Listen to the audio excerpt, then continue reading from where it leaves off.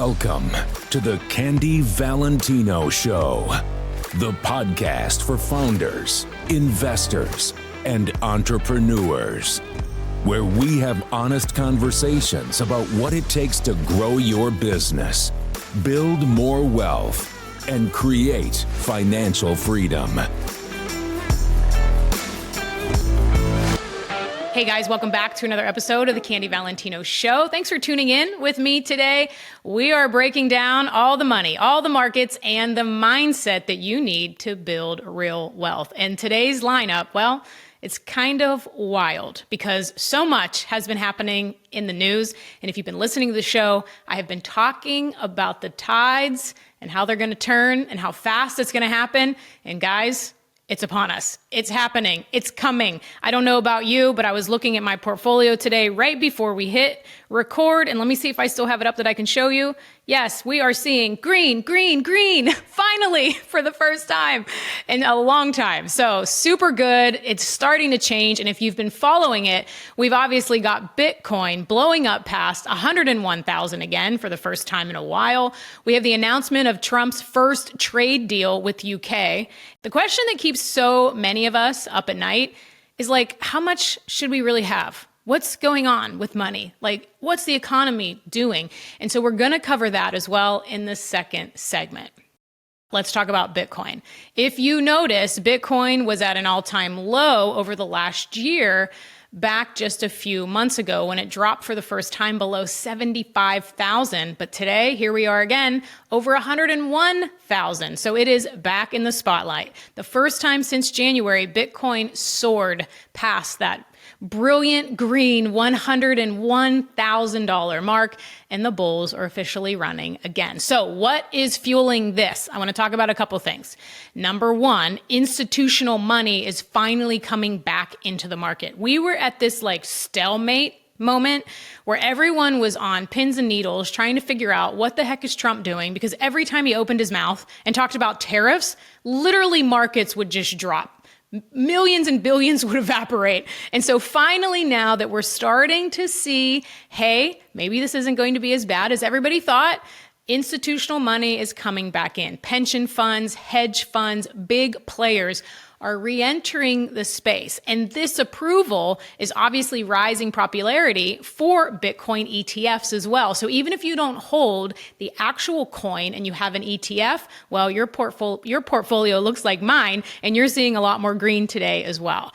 Now, there's growing speculation that the interest rate cuts may be coming, which generally makes riskier assets like crypto more attractive. So there's a lot of things happening that's causing this. Obviously, Bitcoin and cryptocurrency in general is very volatile. So be super cautious with how much you invest in. Don't ever listen to some crypto beautiful investment thing that someone's going to make you 50% return. It's a scam. Investing is steady, it's staying invested, it's focusing on the long-term strategy and goal. So yes, Bitcoin is up to 101. And if you didn't buy it when I was talking about it before, don't think that you missed it, because again, we want to be using it as a part of our diversification within our portfolio. The yo-yo act is probably not done. It's going to come back. So we'll see what happens. Stay informed, stay cautious. But I want to talk about what caused all this green today. And that was the trade deal that was just inked with UK. So two things happened simultaneously today. One, we got a post on social where Donald Trump said, hey, we are working on the tax bill, the big, beautiful tax bill. Now, again, if you're listening to the show, I keep talking about how in 2016, Trump first did the tax bill, and then he did tariffs in 2018, which is why we saw the trade wars of 2018. The reason that we're seeing it so volatile this term is because he did the tariffs first, and he's doing taxes second. But if you remember when I talked before, I'm like, hey, they've got to do something before the fall. They have to fix this. Otherwise, the Republicans could potentially lose Senate seats or seats in the House. So they want to fix this. So I truly believe a lot of this instability is going to be fixed. It's going to be solved. And we're going to be entering into a new era of the economy. So we saw the first deal get drafted with the UK. The details are very limited, but early reports are saying that it will heavily focus on pharmaceuticals, digital services, and agriculture. Trump framed this by saying that he is going to bring jobs back home and reset trade on American terms. And this is literally what he's been talking about from the beginning. And that's why these tariffs have been very strategic. Now, people say that this is a politically strategic move, appealing to voters who feel that they've been left behind and giving a nod to post-Brexit, which we've been seeking major deals since leaving the UK. However, I don't think it's that dark. I actually just think that he's doing what he sought out to do, which is to really get better deals for the Americans, to have better terms on all of our trade deals, and to make sure that we let companies know, we let countries know, we let nations know that they're on notice, that the American people are no longer going to be taken advantage of, even if that means short-term pain, that we're going to weather it because it's going to create long-term stability, not only of our markets, but of our country. So that's pretty much what popped the market today, was the tariff talk, the trade deal with the UK, as well as that post hinting that the tax cuts are coming. And I believe his words exactly said, the greatest tax cuts ever for the working and middle class. Now, if that bodes to be true, and they're actually better than the Tax Cut and Jobs Act of 2017, well, we are going to see an economy that will make the 1990s proud. I want to talk about savings, so let's jump into it. How much should you have in savings? I was just talking to somebody about this who has $500,000 in cash sitting in an account, and they weren't exactly sure where to put it. Should they have it in a high yield savings account? Should they be investing it? They didn't necessarily want to just put it in the market or put it into mutual funds or put it in their retirement because they think they may be wanting to do some purchases. So where should you be putting your money, and how much should you have in savings? Well, there was a recent survey of over 1,000 Americans that Go Banking Rates did, and here's the damage. 73% of people have a savings account. Think of that. Only 73% of Americans have a savings account, but only a third of them actually have $100 in it. It's really 36% have $100 or less. That's not even enough to cover a flat tire or a dinner. So how much should you have in savings? Well, so many personal finance gurus have different opinions on it, but I think no matter what, we all think a few things the same. You don't want to have a ton of money in savings, but you want to make sure that you have a fund for emergencies. If you make under, say, $25,000 a year, maybe that emergency fund is only $1,000. But if you make considerable money, if you have a lot of responsibilities, if you have a business, obviously you're going to have more set aside. And on average, we talk about creating your fallback fund, having anywhere from 3 to 6 months of essential living expenses, food, rent, mortgage, transportation, whatever payments that you have, making sure that whatever you make a month, take it, multiply it by 3 or 6 and hit that target. Anything beyond that, you really should be looking at investing it in some way. And even if you just do a high yield savings account, which you can go on NerdWallet or Bankrate to look at the best rates currently, right before we hit record on this, you could find them for about 4.5%. Now, here's the thing. When rates come down, so when the Fed, when they eventually will reduce rates, which that's going to happen at some point, not only will that make the real estate market boom, but it is also going to reduce the amount of interest that you get on money markets, high yield savings account. So they fluctuate typically month to month unless you lock it in say a 6-month, 9-month or 12-month CD. You can put your $1,000 or whatever that emergency fund is just into a normal checking account. But that fallback fund, that's what you want to make sure that you have at least bearing some sort of interest, because it's not going to get any interest in a checking or a savings account. So making sure that you have that allocated somewhere. Now, if you have a business, this is where it gets really important. If you have employees that depend on you, you also want to make sure that you have 3 to 6 months of business expenses stashed. So that means that it's not necessarily in the account. You can be getting some interest on it. But this client that specifically asked me, like, what should I do with this? I have $500,000 in cash. They owed a loan that was under 3%. Now, here's where Dave Ramsey and I would not be on the same page, because I know that this client can go put that $500,000 into a vehicle that it's still available to them. They can still withdraw and make 5 to 6% on it. However, they were going to pay off the 2.65 mortgage that they had. Well, I personally wouldn't do that. I know this client specifically. So I know that they are not big debt people. I know that they don't overspend. I know that they have discipline. If it's somebody that doesn't have discipline built in, and I worry that if they have that loan and they have that cash that they're going to blow it, obviously my advice would be different because context truly matters. But in this case, I said, I wouldn't pay off that $300,000 loan with that $500,000. I would put it in an account for now.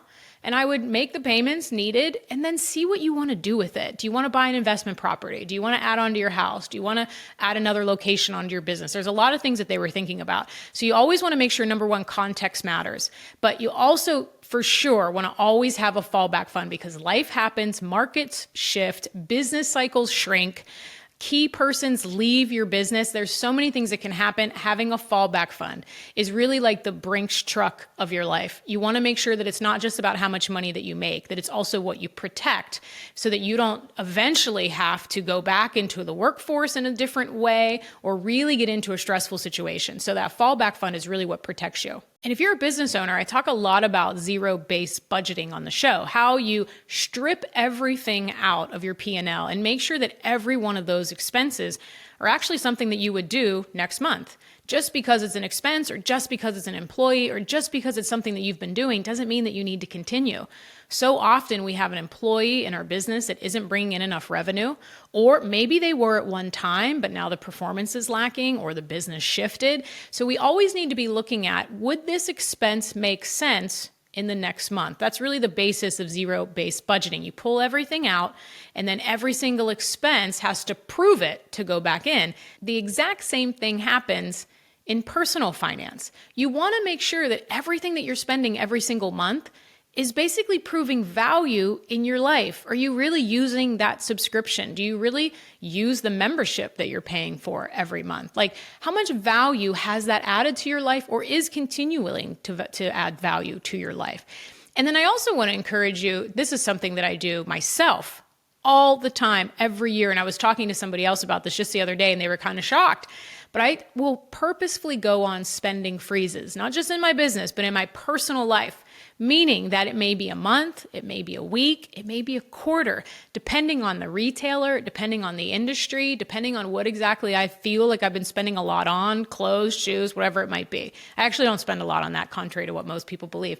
But let's just use that as an example, where I allocate, say, okay, I look at my personal P&L and I say, how much am I really spending on all that? And let's say it is clothes, just as an example. You know, clothes, you wear them once, and what you paid for them is the most that they're ever going to be valued. The second you wear them, you can't even sell them on Marketplace. Like literally, you're giving those things away. You're driving them to Goodwill or some other place that's taking all of your used clothes and shoes, right? So if you're spending too much on that and it's not actually proving value, have a spending freeze. Create some discipline so that you don't spend any more money on this one area because it got out of control, and then see how you can take that same amount of money and invest it. You were already spending it last month, so you're not actually going to fill it. But instead of spending it today, you're actually investing it into your future tomorrow. Some of those things can really compound and add up. And then also what it does is it gives you the ability to breathe. Let's say you want to buy something for your home. You want to buy a new car. You want to invest in a rental property, whatever it might be. It gives you the ability to pause. Never swipe the credit card for depreciating assets. Never swipe a credit card and rack up bad debt. Save the cash that you need. Use one of those funds in order to invest a little bit of that money so that if it takes 1 month, 2 months, 3 months to have the cash, then buy it. We have become a society of this instant gratification. When we think we want something, we go get it. And that is what is perpetually creating Americans to go more and more in debt every single year, even though the income, the general rate of income is going up every year. People are outspending what they make. So implementing little teeny tiny things like spending freezes or making sure that you just delay the gratification of that purchase. I always say minimum of 24 hours for big purchases. If you're in a store and some salesman or woman is talking to you about this thing, you know what? I'll come back tomorrow. I can't tell you how many times that saved me because maybe I had a glass of champagne and I was walking through New York City and I walked into a store and oh my gosh, you got the sounds and the sights and the smells and something looks amazing.